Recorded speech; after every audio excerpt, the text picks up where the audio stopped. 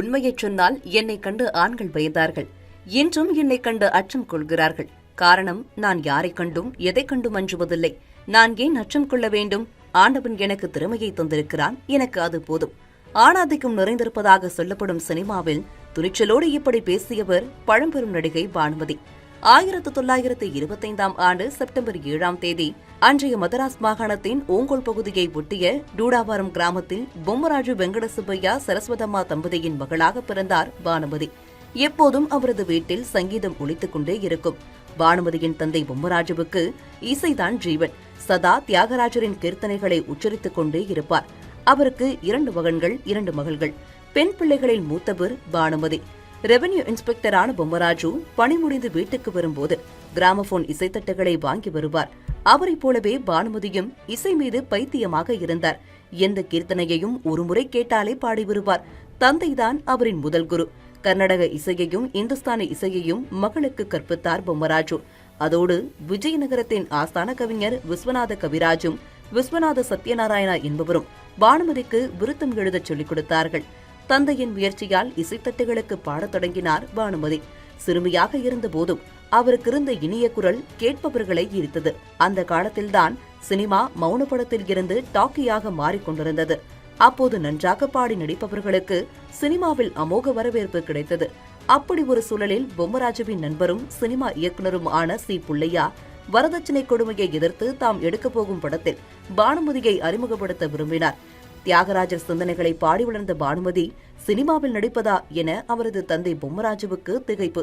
1950களுக்கு முன்பு தேவதாசி குலத்தில் பிறந்தவர்கள், ஆதரவற்றவர்கள் மற்றும் வறுமையின் பிடியில் சிக்கிய பெண்களே சினிமாவில் அதிகம் நடித்தனர். இதில் பானுமதி எந்த ரகமும் இல்லை. அதனால் என்ன செய்வது என தெரியாமல் குழப்பத்தில் இருந்த பொம்மராஜு மகளின் ஜாதகத்துடன் ஜோதிடரிடம் சென்றார். இது அபூர்வ ஜாதகம், சகலகலா வழியாக சினிமாவில் கொடிகட்டி பரப்பார் பானுமதி. ஆண்டவன் கட்டளையை உங்களால் தடுக்க முடியாது என்றார் ஜோதிடர். பானுமதிக்கு பாடுவதில் மட்டும்தான் ஆர்வம், நடிப்பு வேண்டாம் என்கிறார். அதோடு கண்ட ஆண்களெல்லாம் என் பொண்ணு தொட்டு நடிப்பார்களே என்று ஜோதிடரிடம் கேட்டார் பொம்மராஜு. வேண்டுமென்றால் உங்கள் பெண்ணை தள்ளி நின்று நடிக்கச் சொல்லுங்கள், பாதுகாப்புக்கு நீங்களும் கூடவே செல்லுங்கள். சினிமாதான் பானுமதியின் தலைவிதி என்றான பிறகு அதை திருத்தி எழுத நீங்களும் நானும் யார் என்று எதிர்வினாய் எழுப்பினார் ஜோதிடர். அதை கேட்டதும் முதலில் தாம் சமாதானமாகி பிறகு மகளையும் சமாதானப்படுத்தினார் பொம்மராஜு. பானு, நீ கச்சேரியில பாடினா கொஞ்சம் பேர் தான் கேட்பாங்க. ஆனா சினிமாவில பாடி நடிச்சா அது நிறைய பேரை போய் சேரும். உன் கூடவே நானும் இருப்பேன் என்று மகளை சம்மதிக்க வைத்தார். வரவிக்கிரயம் என்ற தெலுங்கு படம் மூலம் திரைத்துறைக்குள் நுழைந்தார் பானுமதி. முதல் படத்திலேயே தனது அபிமான நடிகை புஷ்பவள்ளியுடன் நடித்தார். அதில் முக்கியமான விஷயம் என்னவென்றால், வரவிக்கிரயம் படத்தில் பானுமதிக்கு ஜோடி கிடையாது. அதை சொல்லித்தான் பொம்மராஜுவை சம்மதிக்க வைத்தார் படத்தின் இயக்குநர் புள்ளையா. ஈஸ்ட் இந்தியா பிலிம்ஸ் என்ற நிறுவனம் தயாரித்த வரவிக்கிரயம் கொல்கத்தாவில் படமாக்கப்பட்டது. முதல் சினிமாவிலேயே பானுமதிக்கு நல்ல ஊதியம் தரப்பட்டது. அதில் தாம் அதிக முறை பாடி பழகிய பழுக வேமினா தெய்வமா என்ற தியாகராஜர் கீர்த்தனையை பாடினார் பானுமதி. 1939ஆம் ஆண்டு திரையில் முதன்முறையாக அவரது குரல் ஒலித்தது. படமும் வெற்றி பெற்றது. அடுத்து மாலதி மாதவம், பக்தி மாலா, தர்மபத்தினி, கருட கர்வபங்கம், கிருஷ்ண பிரேமா ஆகிய தெலுங்கு படங்களில் நடித்தார். பானுமதியை ஒப்பந்தம் செய்ய வரும் தயாரிப்பாளர்களிடம் பல்வேறு கண்டிஷன்களை போடுவார் அவரது தந்தை. கதாநாயகன் பானுமதி கையை பிடிக்கக்கூடாது, தோளில் சாயக்கூடாது உள்ளிட்ட கட்டுப்பாடுகளுக்கு ஒத்துக்கொண்டால்தான் சம்மதிப்பார். திரைப்படங்களில் காதல் காட்சிகளுக்கு கண்டிஷன் போட்ட பொம்மராஜுவால் மகளின் உண்மையான காதலுக்கு தடை போட முடியவில்லை. கிருஷ்ண பிரேமா படத்தில் நடித்தபோது அதில் உதவி இயக்குநராக பணியாற்றிய ராமகிருஷ்ண ராவ் என்பவரை பானுமதி காதலித்தார். அப்போது அவருக்கு 16 வயதுதான். ராமகிருஷ்ணா ரொம்பவும் சங்கோச்சப்படும் டைப் என்பதால் பெண்கள் பக்கம் திரும்பியே பார்க்க மாட்டார். ஆனால் அவர் எங்கிருந்தாலும் பானுமதியின் பார்வை ராமகிருஷ்ணாவை தேடி சென்றுவிடும். ஒரு நாள் ரோஜா படுக்கையில் பானுமதியை படுக்க வைத்து படம் பிடித்தார்கள். அப்போது முள்குத்தியதால் அவரது விரலில் இருந்து ரத்தம் கொட்டியது. உதவி இயக்குநர் என்ற முறையில் உடனே ஓடிவந்த ராமகிருஷ்ணா தமது கைக்குட்டையால் பானுமதியின் விரலில் கட்டு போட்டார். அந்த கைக்குட்டையை பொக்கிஷமாக பாதுகாத்து வைத்துக் கொண்டார் பானுமதி. மகளின் மனதை அறியாத பொம்மராஜு பணக்காரவரன்களை பார்த்துக் கொண்டிருந்தார். விஷயம் தெரிந்ததும் வானத்துக்கும் பூமிக்கும் அவர் குதித்தாலும் பானுமதி அலட்டிக் கொள்ளவில்லை. தமது முடிவில் உறுதியாக இருந்தார். வேறு வழியின்றி ராமகிருஷ்ணாவை அழைத்து பேசினார் பொம்மராஜு. நடிகை பானுமதி தம்மை காதலிப்பதை அறிந்து ராமகிருஷ்ணாவுக்கு அதிர்ச்சி. ஏழை உதவி இயக்குநரான தம்மால் பணக்கார நடிகையை திருமணம் செய்து கொள்ள முடியாது என்றார். அப்படியே கல்யாணம் நடந்தாலும் பானுமதி குடிசையில்தான் வாழ வேண்டியிருக்கும் என கூறினார். இவற்றையெல்லாம் விட முக்கியமான விஷயம், ஒருவேளை பானுமதியை திருமணம் செய்து கொண்டால் அதன் பிறகு அவர் சினிமாவில் நடிக்கவோ பாடவோ கூடாது என்றார். ஏற்கனவே விருப்பமில்லாமல் படங்களில் நடித்துக் கொண்டிருந்த பானுமதி தமது காதலரின் கண்டிஷன்களுக்கு சம்மதித்தார்.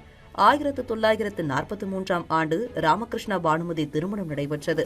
சிறு குடிசை ஒன்றில் தமது இல்லற வாழ்க்கையை தொடங்கினார் பிரபல நடிகை. அதைக் கண்டு பொம்மராஜு கண்ணீர் விடாத குறை. மகள் பாடுவதற்கு மட்டுமாவது அனுமதியுங்கள் என்று மருமகனிடம் மன்றாடியும் பயனில்லை. அதே கதிதான் பானுமதியை தேடி வந்த இயக்குநர்களுக்கும் தயாரிப்பாளர்களுக்கும். இப்படியே போய்க் கொண்டிருந்த போது பட அதிபரும் இயக்குநருமான PN ரெட்டி ஸ்வர்க சீமா என்ற படத்துக்காக பானுமதியை நாடி வந்தார். கிராமத்தைச் சேர்ந்த பெண்ணாகவும் நாடக நடிகையாகவும் இரட்டை வேடத்தில் நடிக்க பானுமதியால் தான் முடியும், அதனால் அவரை நடிக்க அனுமதியுங்கள் என்று ராமகிருஷ்ணாவிடம் கேட்டார் ரெட்டி. அவர் மறுத்தபோதும் தொடர்ந்து வற்புறுத்திக் கொண்டே இருந்தார். அதனால் ஆத்திரமடைந்த ராமகிருஷ்ணா ஒருநாள், மற்ற தயாரிப்பாளர்களும் இயக்குநர்களும் நான் சொல்வதை கேட்டு திரும்பி சென்று விடுகிறார்கள், நீங்கள் மட்டும்தான் மீண்டும் மீண்டும் கேட்கிறீர்கள், நீங்கள் என்ன மற்றவர்களிட உசத்தியா என்று காட்டமாக கேட்டார். அதனால் பொறுமையை இழந்த ரெட்டி, மனைவி சினிமாவில் செல்வாக்கு பெறுவதை உங்களால் சகித்துக் கொள்ள முடியவில்லை, நீங்கள் செய்வது தவறு, இதுதானா உங்கள் புருஷ லட்சணம் என்று படித்து விட்டார். இவ்வளவு நடந்த பிறகு சம்மதிப்பதை தவிர ராமகிருஷ்ணாவுக்கு வேறு வழி இருக்கவில்லை. அதனால் பானுமதி மீண்டும் நடிக்க ஒப்புக்கொண்டார். அவரது ரீஎன்ட்ரிக்கு வாழ்த்துப்பாய் எழுதியது போல் அமைந்தது ஸ்வர்க சீமாவின் வெற்றி. அதில் பானுமதி பாடிய பாடலுக்காகவே படத்தை மீண்டும் மீண்டும் பார்த்தார்கள் ரசிகர்கள். பெரும் புகழ் கிடைத்த போதும் சினிமாவை விட பானுமதிக்கு குடும்பமே முக்கியமாக இருந்தது. தாம் பெற்றெடுத்த ஆண் குழந்தைக்கு ஆசையாக பரணி என்று பெயர் சூட்டினார். மற்றொரு புறம் அவருக்காக பட அதிபர்கள் காத்திருந்தார்கள். தம்மை வைத்து படம் எடுத்து பிறர் சம்பாதிக்கும் நிலையில் நாமே படக்கம்பெனி தொடங்கினால் என்ன என்ற எண்ணம் பானுமதிக்கு தோன்றியது. அதன் மூலம் கணவரை இயக்குநராகவும் முடிவு செய்தார். உடனடியாக தமது மகன் பெயரில் பரணி பிக்சர்ஸ் என்ற நிறுவனத்தை ஆரம்பித்து ரத்னமாலா என்ற படத்தை தயாரித்து நடித்தார் பானுமதி. அவரது கணவர் ராமகிருஷ்ணா தான் அந்த படத்தின் இயக்குநர். 1948ஆம் ஆண்டு ஜனவரி 2ஆம் தேதி வெளியான ரத்னமாலா வெற்றி படமாக அமைந்தது.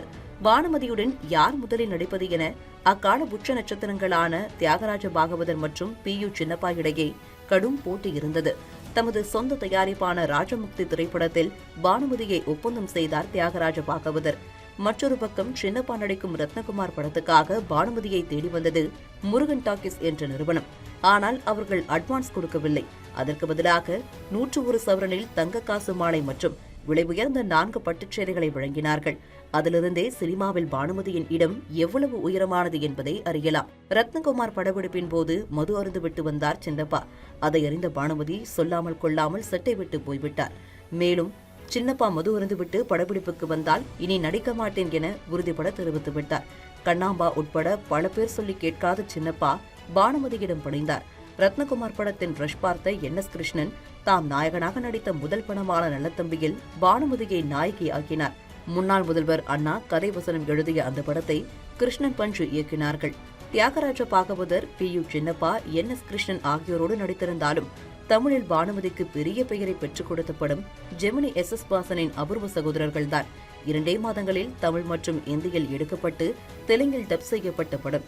அதில் நடித்துக் கொண்டிருந்த போது பானுமதியின் மகன் பரணி சிறு குழந்தை. இடைவிடாமல் படப்பிடிப்பு நடந்ததால் குழந்தையை சரியாக கவனிக்க முடியாமல் வேதனைப்பட்டார் பானுமதி. இருப்பினும் தொழில் மீது இருந்த பக்தியால் மிகவும் சிரத்தையுடன் பணியாற்றினார். 1949ஆம் ஆண்டு வெளியான அபூர்வ சகோதரர்கள் பெரிய வெற்றியை பெற்றது. அதற்கு பானுமதியும் முக்கிய காரணம் என்பதை உணர்ந்த வாசன் தமது மனைவியிடம், தொழிலார்வத்துல பானு என்னை விட யமனா இருக்குது என்று பாராட்டினார். பானுமதியின் சொந்த தயாரிப்பான லைலா மஜ்னு ஆந்திராவை ஒரு கிழக்கு கலக்கிவிட்டு தமிழ்நாட்டுக்கு வந்தது. 1949ஆம் ஆண்டு நவம்பர் 5ஆம் தேதி வெளியான லைலா மஜ்னுவின் பாடல்களால் ஈர்க்கப்பட்ட ஏராளமானோரில் இசைஞானி இளையராஜாவும் ஒருவர். சொந்தமாக தயாரிப்பு நிறுவனம் தொடங்கிய பானுமதி அடுத்து சொந்த ஸ்டுடியோவையும் ஆரம்பித்தார். தமது மகன் பெயரில் பரணி ஸ்டுடியோவை 1950ஆம் ஆண்டு உருவாக்கினார். இந்தியாவிலேயே சொந்தமாக ஸ்டுடியோ கட்டிய ஒரே பெண்மணி பானுமதிதான். அவர் நடிப்பில் 1951ஆம் ஆண்டு வெளியான மல்லேஸ்வரி இந்தியாவின் சிறந்த 100 படங்கள் பட்டியலில் இடம்பெற்றது. பானுமதி முதலில் கதை எழுதிய படம் காதல். அவரது சொந்த தயாரிப்பான அந்த படம் தோல்வியை தழுவியது. எனினும் விரைவாகவே அதிலிருந்து மீண்டு வந்தார். சண்டிராணி என்ற படத்தை தமிழ், தெலுங்கு மற்றும் இந்தியில் ஒரே நேரத்தில் தயாரித்து இயக்கினார். அதில் நடிப்பதற்காக வாள் மற்றும் கத்தி வீசவும் குதிரை ஏற்றவும் கற்றுக்கொண்டார். 1953ஆம் ஆண்டு ஆகஸ்ட் 28ஆம் தேதி இந்தியா முழுவதும் 3 மொழிகளில் வெளியான சண்டிராணி வசூலை வாரி குவித்தது. அந்த படத்துக்கு இசையமைத்துக் கொண்டிருந்த போது CR சுப்புராமன் திடீரென மரணமடைந்ததால் எஞ்சிய பணிகளை நிறைவு செய்தார் MS விஸ்வநாதன்.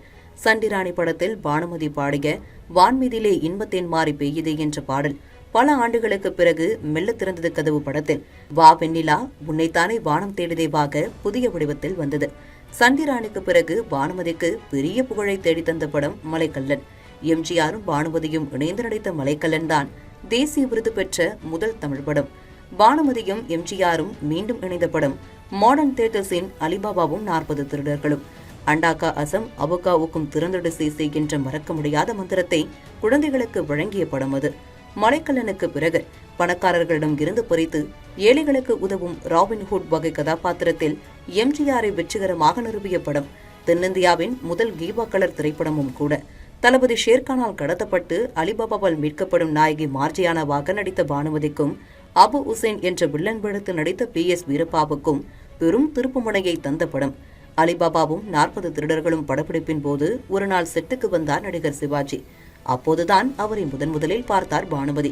ஏற்கனவே மனோகரா உள்ளிட்ட படங்களில் சிறப்பாக நடித்திருந்ததால் சிவாஜி மீது பானுமதிக்கு மரியாதை உண்டு. அதேபோல் நல்ல நடிகை என்பதால் பானுமதி மீது சிவாஜிக்கும் மதிப்பு உண்டு. செட்டில் இருந்து அவர் சென்றதும் பானுமதியிடம் வந்த ஒளிப்பதிவாளர் WR சுப்பாராவ், என்ன அருமையா நடிக்கிறார் இவரு, எப்படியாவது இவருடன் ஒரு படத்திலாவது நடித்து விட வேண்டும் என்று பானுமதியை பற்றி சிவாஜி சொன்னதாக தெரிவித்தார். இப்படி இருவரும் ஒருவர் மீது ஒருவர் மரியாதையும் மதிப்பும் வைத்திருந்த நிலையில் 2 பேரும் இணைந்து நடிப்பதற்கான வாய்ப்பு கல்வனின் காதலை படம் மூலம் வந்தது. சிவாஜியை முதலில் பானுமதி பார்த்தது அலிபாபாவும் 40 திருடர்களும் படப்பிடிப்பில்தான் என்றாலும் அதற்கு முன்பே இருவரும் இணைந்து நடித்த கல்வனின் காதலி வெளிவந்துவிட்டது. சண்டிராணி, மலைக்கல்லன், கல்வனின் காதலி என ஹாட்ரிக் எட்டடித்த பானுமதிக்கு 1956 அற்புதமான ஆண்டாக அமைந்தது. அந்த வருடத்தில் பானுமதி நடிப்பில் 8 படங்கள் வெளிவந்தன. ஜனவரி மாதம் அலிபாபாவும் 40 திருடர்களும் ரிலீஸாக ஏப்ரல் மாதத்தில் வந்தது மதுரை வீரன். ராஜாவுக்கு பிறக்கும் குழந்தை கழுத்தில் மாலை சுற்றி பிறக்கிறது. அதனால் அந்த குழந்தை நாட்டுக்கு ஆகாது என்று கூறுகிறார் அரசு ஜோதிடர். உடனே அந்த குழந்தை காட்டில் விடப்படுகிறது. செருப்பு தைக்கும் தொழிலாளியான NS கிருஷ்ணனும் அவரது மனைவி மதுரமும் அந்த குழந்தையை வளர்ப்பார்கள். வீரன் என்று பெயர் சூட்டப்படும் அந்த குழந்தைதான் எம்ஜிஆர். அதன் பிறகு என்ன நடந்தது என்பது மீதி கதை. 200 நாட்களை கடந்து வசூல் சாதனை படைத்தது மதுரை வீரன். பானுமதியுடன் சிவாஜி மீண்டும் இணைந்த படம் ரங்குன் ராதா. அதில் சிவாஜிக்கு நெகட்டிவ் கேரக்டர். சாண்டூர் சின்னப்பதேவர் எம்ஜிஆரை வைத்து தயாரித்த முதல் படமான தாய்க்கு பின் தாரத்தில் பானுமதி தான் ஹீரோயின். அவர் ஒப்புக்கொள்வாரா என்று தேவருக்கு சந்தேகம். ஆனால் நாயகி விஷயத்தை தாம் பார்த்துக் கொள்வதாக உறுதியளித்த எம்ஜிஆர் தேவரை பானுமதியிடம் அறிமுகப்படுத்தினார். மேலும் தேவர் பிலிம்ஸ் படத்தில் பானுமதி நடிக்க வேண்டும் என்றும் கேட்டுக்கொண்டார். அதை ஏற்று தாய்க்கு பின் தாரம் படத்தில் பானுமதி நடித்தார். நடிகர் VK ராமசாமி, இயக்குனர் AP நாகராஜனுடன் இணைந்து முதலில் தயாரித்த படம் மக்களை பெற்ற மகராசி. பானுமதி மற்றும் சிவாஜியின் சிறந்த நடிப்பு, KV மகாதேவன் இசை போன்றவற்றால் அந்த படம் வெற்றி பெற்றது. எம்ஜிஆர் இரட்டை வேடத்தில் நடிக்க பானுமதி, MN ராஜம், சரோஜாதேவி, வீரப்பா, நம்பியார், சந்திரபாபு என பெரும் நட்சத்திர பட்டாளமே நடித்த படம் நாடோடி மன்னன். அதுவரை பானுமதிக்கும் எம்ஜிஆருக்கும் இடையே நல்ல நட்பு இருந்தது. பானுமதி அம்மா என்று எம்ஜிஆர் அழைக்க மிஸ்டர் எம்ஜிஆர் என்று அவரை அழைப்பார் பானுமதி. நாடோடி மன்னன் எம்ஜிஆர் தயாரித்து இயக்கிய படம். ஒரு நாள் மீண்டும் ரீடேக் போய்க் கொண்டிருந்ததால் எம்ஜிஆருக்கும் பானுமதிக்கும் இடையே கருத்து வேறுபாடு ஏற்பட்டது. அதனால் பானுமதி படத்தில் இருந்து விலக அவரது கதாபாத்திரம் பாதையில் இறந்து விடுவது போல் மாற்றினார் எம்ஜிஆர். AVM நிறுவனத்தின் தயாரிப்பில் பானுமதி நடித்த அன்னை திரைப்படம் விமர்சன ரீதியாகவும் வசூல் ரீதியாகவும் வெற்றி பெற்றது. அன்னை திரைப்படத்துக்காக தேசிய விருது பெற்றார் பானுமதி. நாடோடி மன்னன் படத்தில் சிறு கருத்து வேறுபாடு ஏற்பட்ட போதிலும் காஞ்சி தலைவன் படத்தில் மீண்டும் இணைந்து நடித்தார்கள் எம்ஜிஆரும் பானுமதியும். அதில் எதிரியின் ஆளாக எம்ஜிஆரின் நாட்டுக்குள் வருவார் பானுமதி. தமிழில் பானுமதி கடைசியாக நடித்த படம் 1992 வெளிவந்த செம்பருத்தி. அதில் அவருக்கு மிக முக்கியமான கதாபாத்திரம்.